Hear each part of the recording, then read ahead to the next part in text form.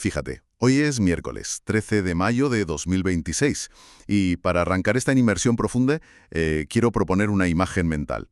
Normalmente cuando pensamos en la inteligencia nos imaginamos algo que ocurre única y exclusivamente dentro de la cabeza, como si el cráneo fuera, no sé, una torre de control hermética. Sí, sí, la típica sala llena de monitores y luces. Exacto, una sala donde un ente procesa datos de forma súper abstracta. Y bajo esta visión resulta que el resto de la anatomía, o sea, los brazos, las piernas, el tronco, bueno, pues todo eso es solo un vehículo logístico, un exoesqueleto que sirve básicamente para transportar esa torre de mando de un lado a otro. Totalmente. Es una jerarquía que tenemos súper asimilada en nuestra cultura, ¿sabes? Creemos que el cerebro diseña y toma las decisiones soberanas y que la periferia, la carne y el hueso, pues simplemente obedece mecánicamente. Como el director de una orquesta y sus músicos, básicamente. Eso es. Pero, claro, cuando exploramos las fuentes que traemos hoy para el análisis, ese director de orquesta empieza a diluirse. De repente, el director ya no está subido en el atril, sino que está infiltrado en la madera de los violines, en la tensión de las cuerdas, en el metal. Y esta es la premisa que articula nuestro espacio de hoy. Una premisa que, viene directamente del libro La mano que piensa, Sabiduría existencial y corporal en la arquitectura, de Juhani Pallasmaa. Porque el objetivo de hoy es desentrañar una idea que es bastante radical, desmentir que el cerebro sea el rey absoluto de la inteligencia y demostrar cómo el cuerpo, y muy específicamente la mano, es el núcleo del pensamiento y de la creatividad, sobre todo aplicado a la arquitectura. Ostras, y para entender la magnitud de lo que plantea Pallasmaa aquí, primero hay que mirar el problema de base, que es lo que él llama la crisis del dualismo, que esto viene en gran medida de René Descartes. Ah, claro, la famosa separación mente-cuerpo. Exacto. Descartes estableció una división estricta entre la mente pensante, que es inmaterial y pura, y la materia física. Aunque la neurociencia ya ha superado esa barrera, Pallasmaa denuncia que a nivel social y profesional seguimos atrapados ahí, seguimos imponiendo una fractura artificial. Es que si uno observa la sociedad moderna, la relación con el cuerpo es casi esquizofrénica. O sea, por un lado se le trata como un escaparate puramente estético. Hay un culto brutal a esculpir el físico, a la juventud, pero como si fuera una carcasa vacía. Sí, un mero objeto decorativo. Y por otro lado, cuando toca trabajar o crear, asumimos que ese cuerpo es un simple taxi biológico, cuya única misión es llevar el cerebro a la oficina para que produzca, ignorando por completo que los músculos tengan un rol cognitivo. Y el error de cálculo ahí es monumental, porque el ser humano no es una entidad etérea que alquila una habitación dentro de un cuerpo. Somos intrínsecamente una constitución corporal. Pallasmaa rescata una cita de Jean-Paul Sartre que dice: fíjate, la comprensión no es una cualidad que llega desde fuera, es nuestra propia manera de existir. Claro, entendemos el mundo porque somos materia que choca y fricciona con el entorno, no solo por la lógica. Exactamente.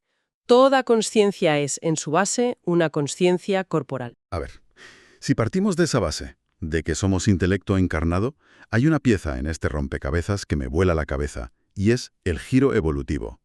Porque la historia que siempre se nos cuenta es, vale, el homínido desarrolló un cerebro enorme, se volvió súper inteligente, y entonces miró sus manos y dijo, voy a fabricar una lanza. Pues resulta que la biología evolutiva señala que la cronología fue exactamente al revés. Es brutal. Citando a neurólogos como Frank R. Wilson e incluso a filósofos como Anaxágoras, la inteligencia y el lenguaje son subproductos de la mano. No fue un cerebro avanzado el que decidió usar herramientas, fue la obligación de manipular el entorno lo que forzó al cerebro a evolucionar. Espera. ¿Cómo funciona esa mecánica exactamente? O sea, ¿cómo el hecho de agarrar una piedra te genera pensamiento complejo? Pues todo empieza con el bipedismo. Al ponerse de pie, los homínidos liberaron los brazos de la tarea de caminar. Esto permitió un rediseño biomecánico increíble, sobre todo el pulgar oponible. De repente, la mano podía hacer el agarre de precisión, sostener cosas pequeñas con firmeza. Claro, ya no son pezuñas o garras torpes. Eso es. Y fabricar una herramienta exige calcular la fuerza, anticipar el golpe, sentir el material. Para procesar toda esa información táctil en milisegundos, el cerebro tuvo que crear redes neuronales inmensas. Literalmente, la manipulación de herramientas esculpió los circuitos de nuestra inteligencia. O sea que la mano construyó al cerebro. Y fíjate que las fuentes conectan esto con el lenguaje, que es fascinante.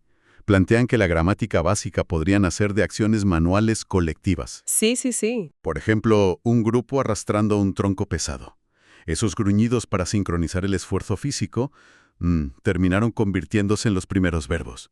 Y la acción de señalar o agarrar dio lugar a los sustantivos. Si es que hasta en nuestro vocabulario actual lo vemos. Cuando alguien entiende algo complejo dice, lo capto o lo picho. Son verbos de atrapar con la mano. Es que la propia etimología de la palabra comprender viene del latín, de apresar algo físicamente. El concepto abstracto nace de la acción táctil. Madre mía. Bueno, pues si aceptamos que en la prehistoria la mano fue la arquitecta del cerebro, la gran duda es, ¿qué pasa hoy? ¿La mano sigue teniendo voluntad propia o recuerdos al margen de la cabeza?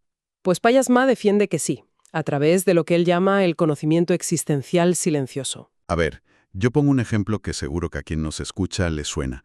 Teclear una contraseña súper compleja o atarse los cordones de los zapatos. Si lo haces en piloto automático, sale perfecto, pero si te paras a la mitad e intentas que tu cerebro racional te explique qué dedo va sobre qué tecla, Te bloqueas completamente. El sistema colapsa. exacto. Tu cerebro racional no tiene ni idea de cuál es la contraseña. Es la musculatura de tu mano la que tiene esa memoria. Claro, es que la educación formal asocia el saber solo con datos verbalizados o fórmulas, pero hay una sabiduría implícita en los tendones y en las yemas de los dedos.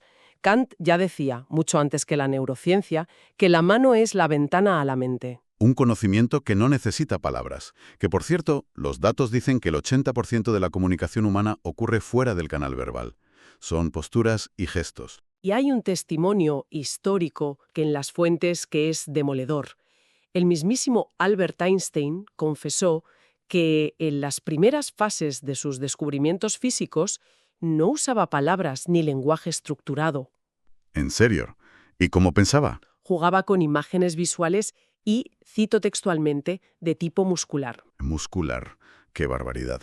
Sí, sentía las tensiones de la gravedad en su propia musculatura antes de traducirlo a matemáticas. Heidegger también decía que cada movimiento de la mano lleva consigo el elemento del pensamiento. La mano no es ciega, investiga y razona tocando. Vale, y esto nos lleva a un choque frontal espectacular con el mundo actual. Porque si el pensamiento complejo es físico y táctil, ¿qué pasa hoy en día con el diseño digital y las pantallas? Payasma critica muchísimo el diseño por ordenador en la arquitectura, pero aquí quiero hacer de abogado del diablo. Venga, dale. A ver, al fin y al cabo, un software 3D o un ratón no dejan de ser herramientas. Un lápiz súper sofisticado, si quieres. Un programa te permite borrar 1000 veces sin gastar material o tener precisión milimétrica. ¿Por qué dice Payasma que esto interrumpe la conexión creativa? Pues el argumento central es la hegemonía de lo visual. El ordenador genera un entorno matemático absoluto, inmaterial. En la pantalla no hay gravedad, no hay peso, no hay resistencia. Y el problema es que la arquitectura real sí está sometida a la intemperie y al peso. O sea, que diseñas en el vacío del espacio exterior, básicamente. Eso es. Y eso crea una falsa precisión.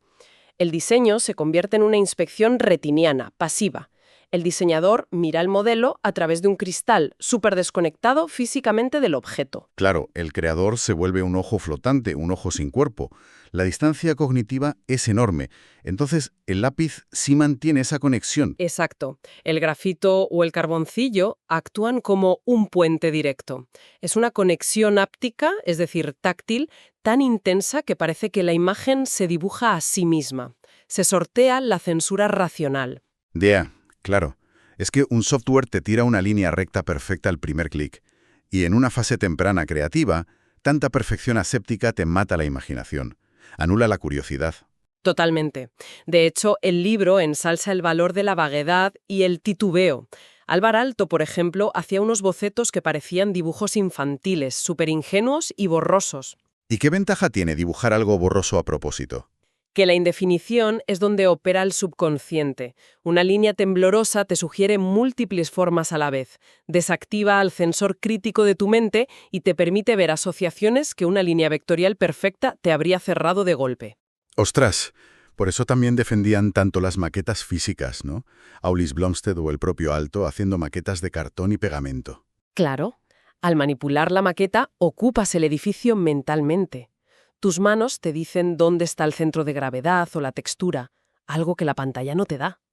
Es que el tema de la tactilidad llega a extremos radicales en el texto. Mencionan el ejercicio de dibujar a ciegas para forzar el tacto, o la locura maravillosa de Constantin Brancusi. Ah, sí, la escultura en el saco.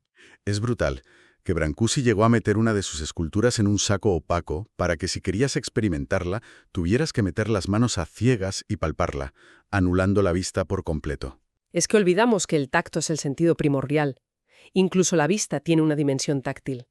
Payasma dice que cuando miras un muro de piedra desde lejos, tus ojos están palpando la aspereza mediante tus recuerdos neuronales. Vale. Y una vez que tienes la idea concebida, pongamos a través de ese boceto vago o esa maqueta de cartón, llega el momento de la verdad.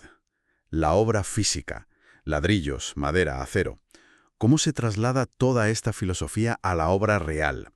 Yo me imagino la relación con los materiales como si fuera un baile de salón. Me gusta esa imagen, a ver. Pues que un creador inexperto o desconectado de lo material es como alguien que quiere forzar a su pareja de baile. Le empuja violentamente sin calcular la inercia para hacer un giro y acaban chocando. En cambio, el buen artesano comprende que su pareja, el material, tiene su propia física.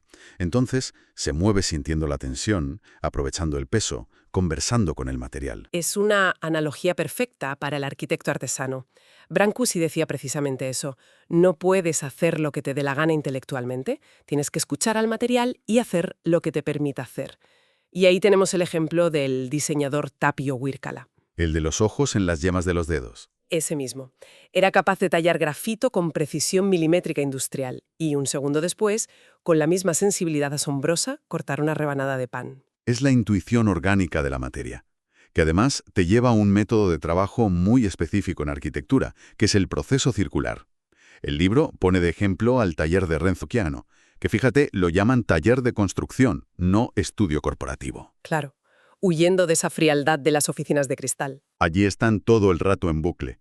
Del boceto a mano alzada pasan al plano, del plano a fabricar una maqueta probando materiales y de ahí al terreno real.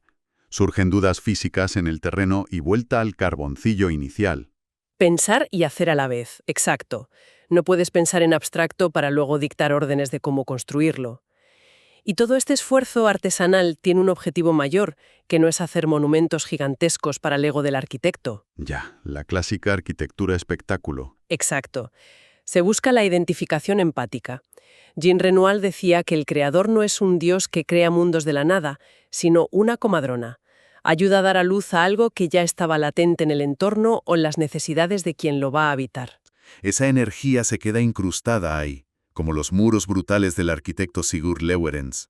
Que tú ves esa argamasa desbordando, esos ladrillos irregulares y sientes el desgaste físico de la persona que los puso. Payasma lo dice de una manera muy poética. Dice que abrir una puerta agarrando un pomo que ha sido diseñado desde la empatía táctil es el equivalente a darle un apretón de manos al artesano que lo fabricó.